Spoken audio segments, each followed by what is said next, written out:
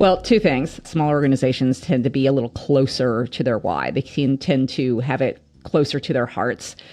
If not just because they're small, a lot of them who are going through rounds of funding or who have had to, pitch their idea to people. I've noticed over the last, I've been doing this for a while. So the last maybe 5 or so years, smaller companies especially have gotten way better at knowing what that means. And I think it's because they're being coached.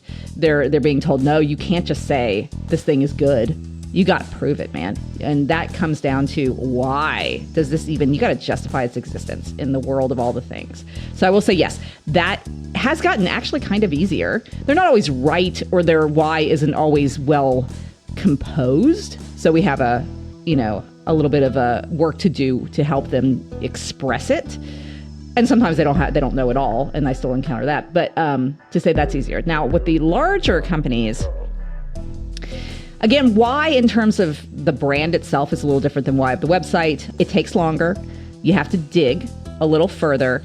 You're going to come up with a lot of different opinions on it. In that case, sometimes you have to prioritize whose opinion matters. But I never want to just talk to or survey or do a workshop with just C-level in that case, because that's not always where the why lives. And they may have, started the company, or they may have been there for a long time. Oftentimes in a large company, they haven't, and they're just sort of picking up somebody else's mantle. And they're a little disconnected at that high level from what's going on down at the audience level. So I like to mix up the levels of people that I interview or talk to or do research with.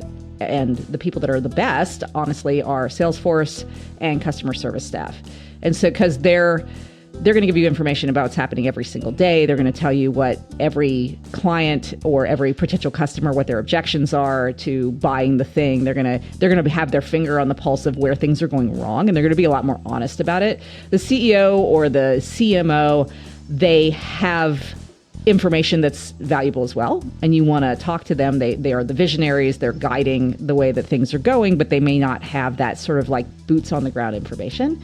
And a lot of times, in brand especially, some of what we are charged with doing, or some of what we actually end up doing, is presenting new information to a C-level about their own product, about their own company, things that they're like, gosh, I didn't know that was going on down there at the customer level, or I only had sort of heard about it, but that's a really interesting way to think about it. I never, have heard that this way. So it just is about digging and asking questions and taking the time with it to talk to a number of people and have good interviewing hygiene and get some good answers.